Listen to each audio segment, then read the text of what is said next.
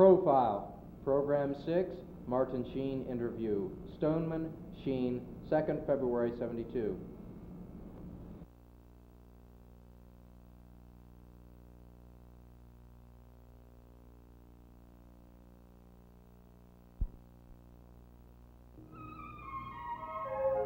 The following program is a WWVU-TV color production. Very often when I walk in front of a camera, I ask myself one question: why are you scared? And then I begin to deal with the reality of the situation.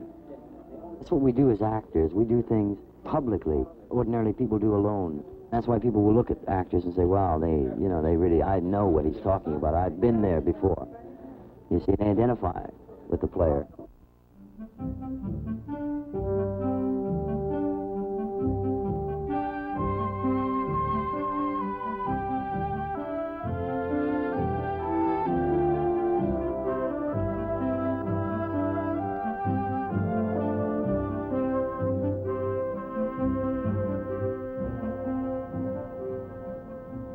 The face is familiar to most television viewers. Over the past several seasons, Martin Sheen has made innumerable appearances as guest star on almost all of the major dramatic series produced by Hollywood's television city. And at the moment, the young actor has 5 feature films being readied for release. And in addition to his current work in television and on film, Sheen has a solid background of acting experience on the New York stage. He was born Raymond Estevez in Dayton, Ohio, 31 years ago, the son of an Irish mother and a Spanish father. There were 9 children in the Estevez family, 8 boys and 1 girl. Sheen left Dayton for New York when he was barely out of his teens, and his first break came when he landed a role in Jack Gelber's play, The Connection, presented by the then avant-garde acting company, The Living Theater.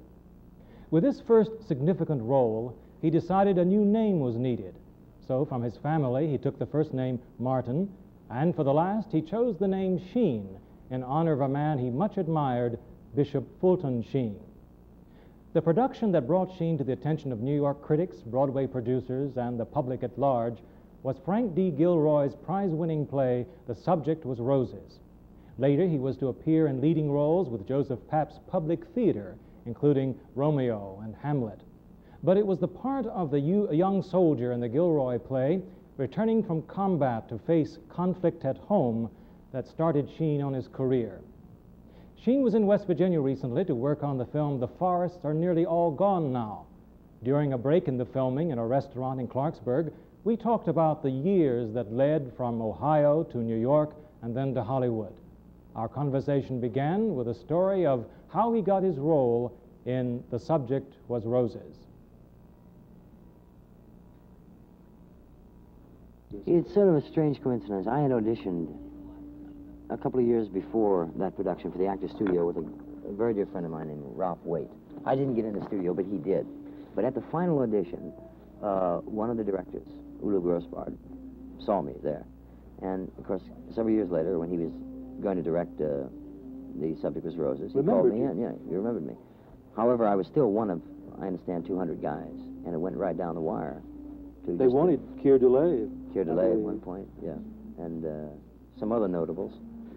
And I got it, through a reading. I think I kept a record of how many. I spent 18 to 20 hours reading at the theater, various readings and interviews, over a period of 2 weeks. I'll tell you quite frankly, I didn't know if it was a good play. I didn't know. The first preview night, a week before we opened, some friends of mine came back to see me afterwards and said, wow, you really got a winner here. I said, are you kidding? You really think so? And I meant it. I didn't know. I didn't know it was a good play. When I first read it, the first question I asked Ula was, what happens? Nothing. It takes place in a weekend. What's going on here? Nothing. Except, of course, the whole world was happening, but I couldn't see it. Plays are meant to be played. In reading them, unless you're very clever. But even during rehearsals, you say, then you weren't all that sure. Even during rehearsals, you got an audience and then got that response. Yeah. This sort of thing. Now, were there special conditions or whatever that caused you or allowed you or whatever to play the film role? So often, the person playing it on Broadway does not do the film version for many reasons. Very rare. Patricia Neal, of course, is the only change. Yes. And won an Academy Award. This is entirely due to Frank Gilroy, and I'll tell you, and I think it's known, Frank Gilroy gave MGM the script for nothing in exchange for using Jack Alverson and myself. That was part of the package. So there you are. Just as simple as that. And really nothing else. No other reason. They didn't also a condition on that Uwe Grossbard directed. Yeah. Well, they were less concerned about him yes. than they were about Jack and myself. Of course, Jack turned around and won the Oscar for it. Yes. You know. But no, I didn't have a prayer except for Frank Gilroy.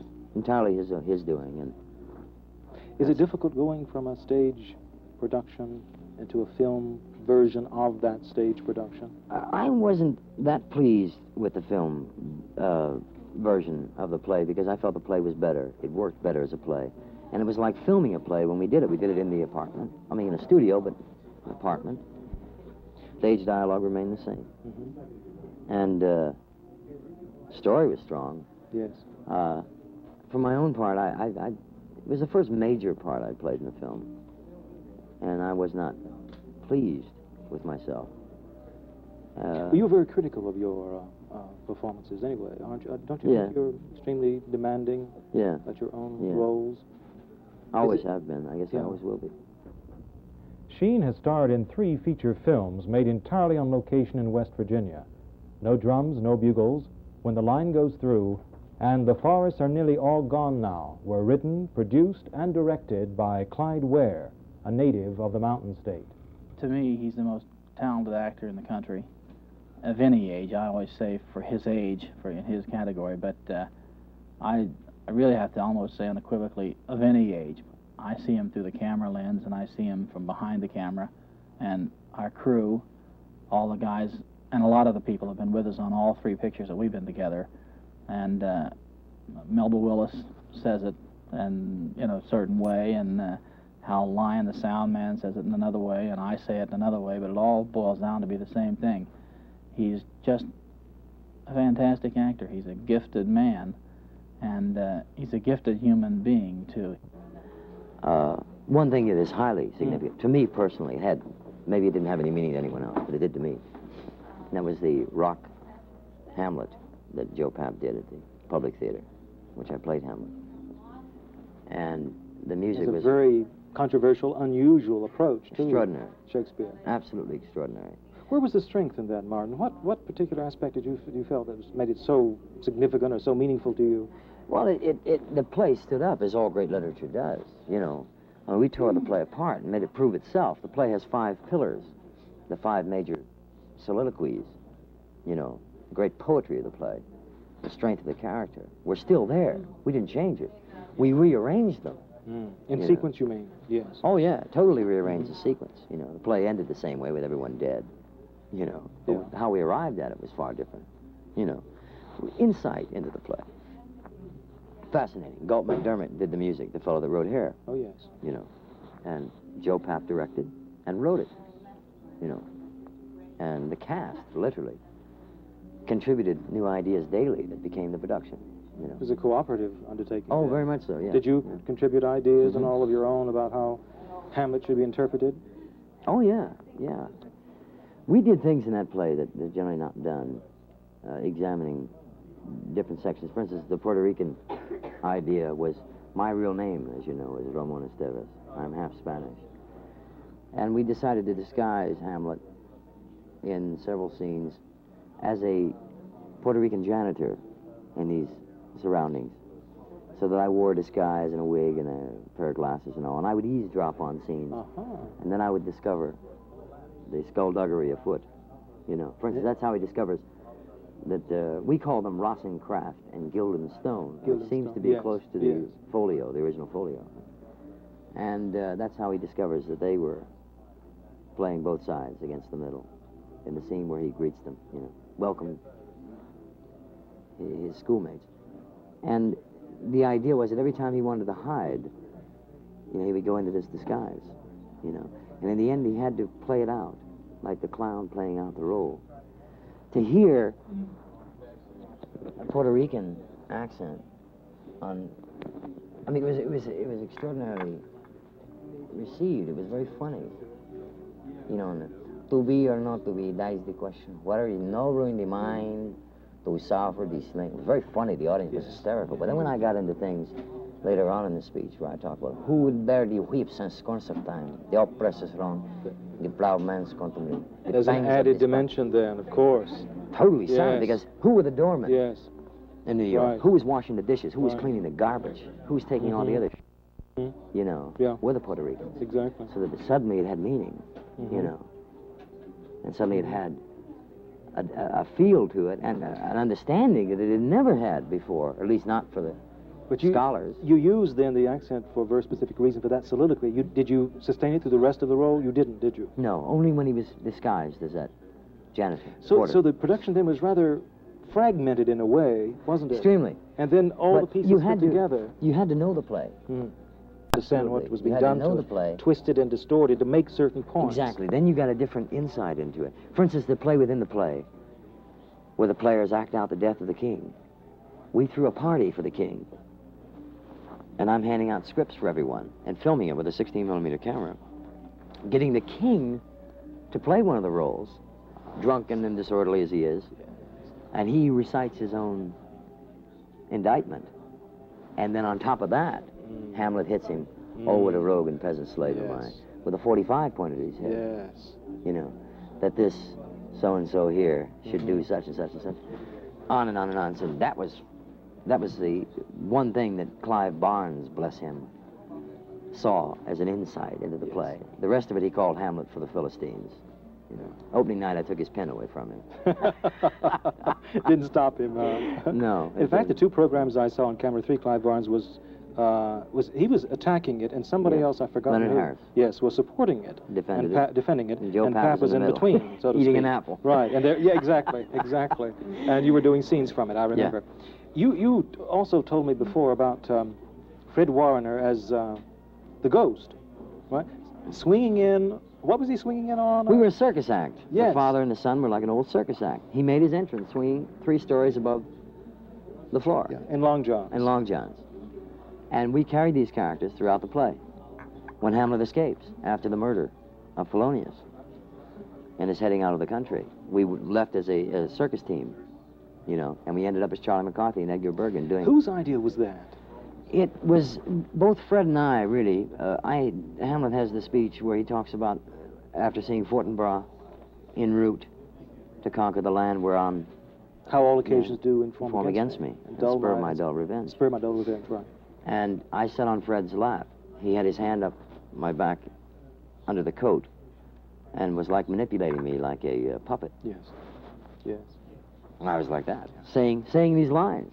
You know, and he would say them straight, and I would say them, how all occasions do inform against me and spur my dull revenge. But for the first time, some people listened to that speech. Some people listened. Was that the last Broadway play that you did? Yes, it was. What, fill me in between that and now your career in television and films? Since that was your first film also, right? No, I did The Incident. Incident was before? Picture. Before Roses, yeah. After I'd done the play for 2 years. Then I did my first picture was The Incident for 20th. Larry Pierce, is that his first, no, second film? One Potato, Two Potato was his first. It was Thelma Ritter's last film. Yes. Sad, very sad. Great lady. I'm very proud of working with her. That was also filmed in New York, of course. Yes. Now, what prompted you to change locations from Manhattan to LA? How I ended up in Los Angeles after 10 years in New York. Mike Nichols asked me to do a part in Catch-22. And, of course, we went to Mexico to shoot it. And once I got down to Mexico, I couldn't see ever going back to New York. Not to live, at any rate. I have been back several times to work, but every time I go back, it was just really bad, you know, New York, really.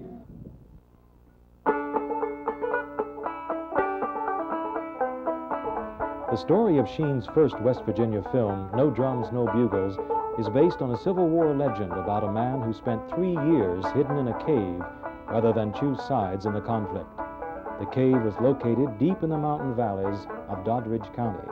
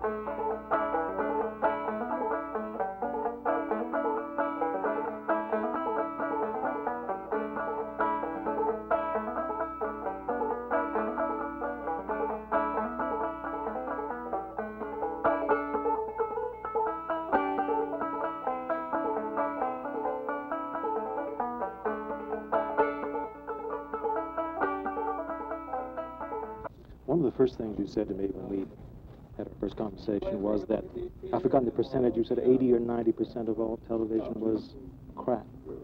Do you still feel that way? Yes. Why do you feel that most of it is? I know about commercial material? Oh yes, commercial television. That's true. I think mainly because of the censorship. Really? Absolutely. Not so much from the, and not at all really from the government. I don't fear any kind of censorship from the government, not the United States government, but from the networks themselves, because they're the ones that stand to lose. They're censoring so heavily these days. They're so frightened, really.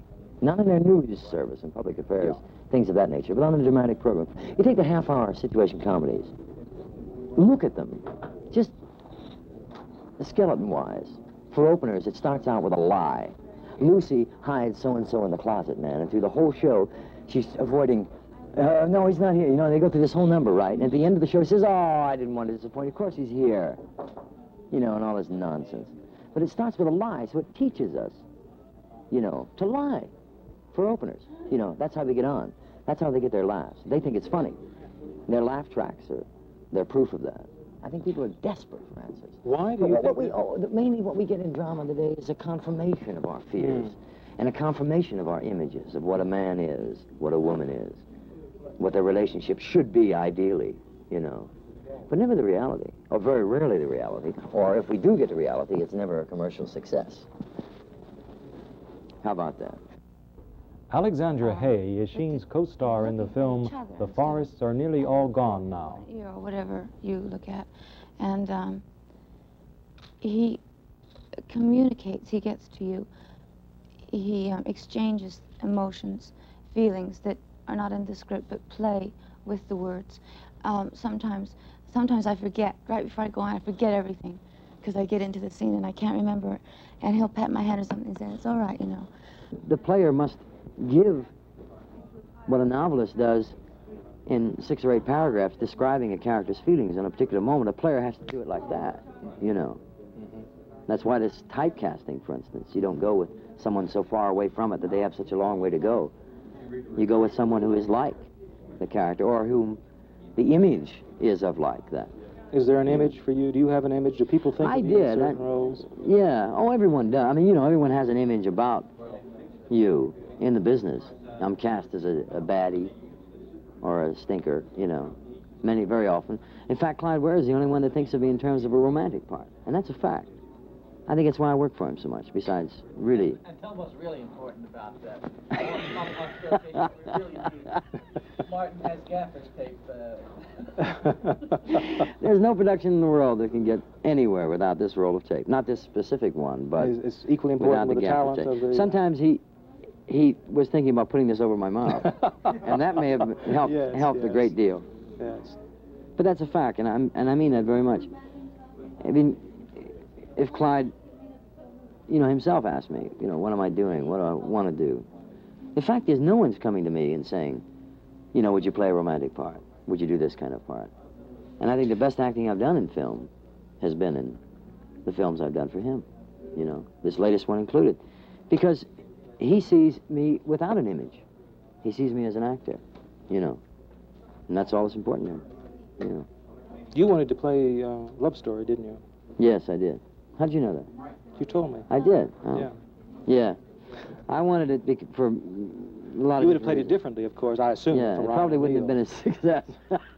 It might have been a more interesting film. I only say that I have no objection to what they did, and I'm very happy it was successful.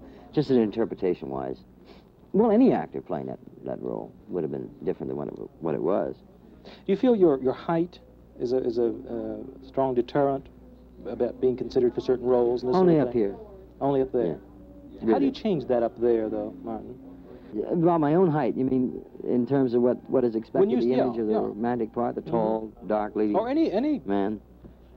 Villain or anything else. Quite often the villain is tall and thin and mustachioed and all that sort of Can't tell today, they're all wearing mustaches. Right. No, I don't have any image of myself in that regard. I think this way about it. You can't love anyone else until you love yourself. And you can't have an image of anyone else if you have an image of yourself, really. It's funny. You have to get rid of those, really. You have to get rid of the images. And you've gotten rid I'm of trying. those? I'm working on it. Yeah. George C. Scott cast Sheen in his new film, Rage. On location in Arizona, he reminisces about their work together. A number of remarkable things one could say about Martin. I'm just standing here trying to remember how far our relationship goes back. It must go back all the way to East Side, West Side, which was a series of mine that was on for a short time around 1963.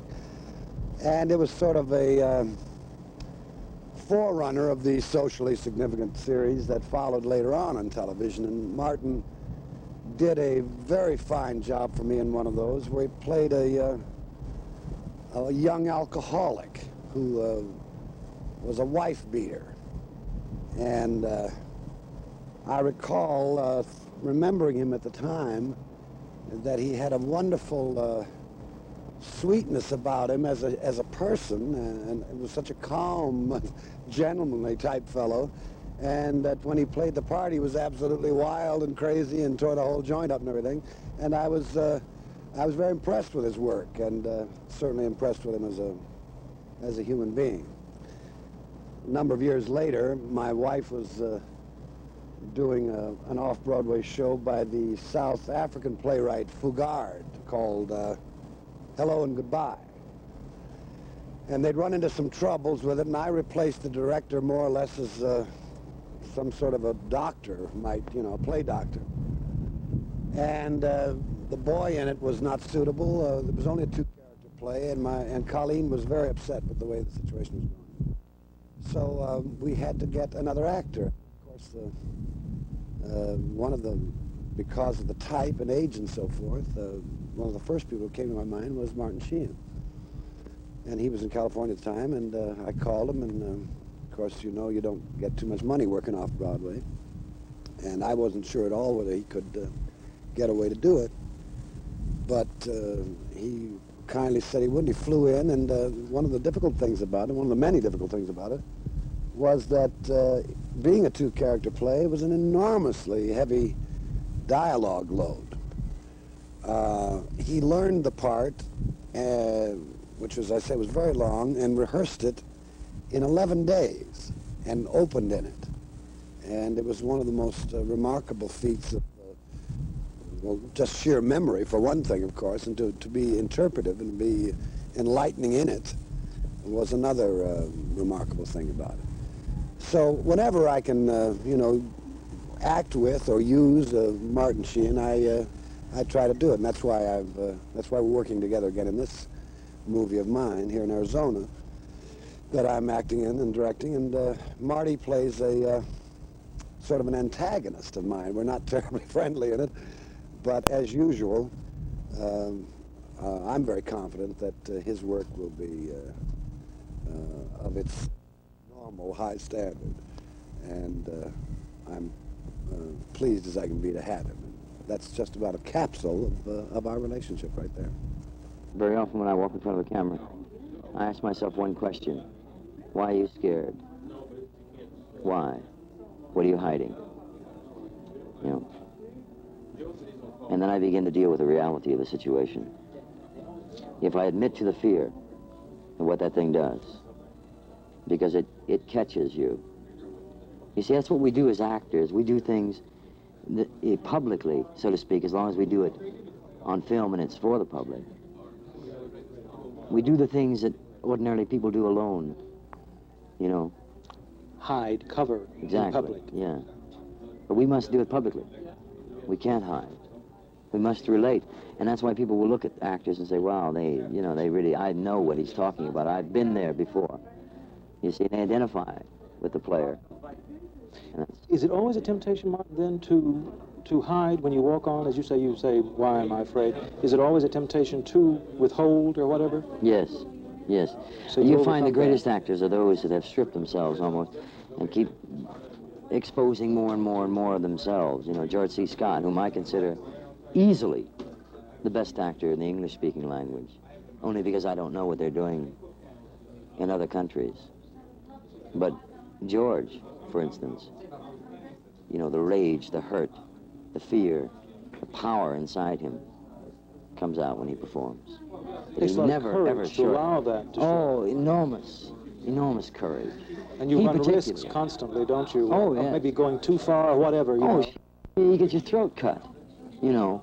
Somebody, I mean, you know, but you get into a position where you say you don't care. For instance, I'll say, I don't care. What I'm saying is, I don't care what anyone thinks about it, because I know, and I think a mature attitude is in knowing that it's only important to me. It's not important to you. It's not important to them.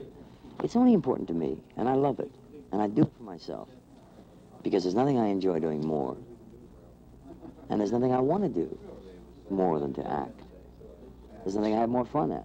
It's one of the most exciting times of my life, because each time I do some work and I look back on it, I'm elated generally, because I say, wow, well, I've grown. I wouldn't do that the same way. The choice would be different.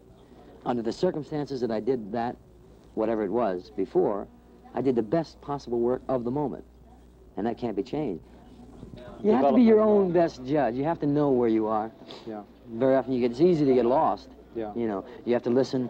Someone will praise you and somebody will be destroying you. Mm-hmm. You know, so you stand in the middle and take some of the good and some of the bad and put it together and say, well, it's all part of me. Yeah. You know, Right. it's all part of all of us, really.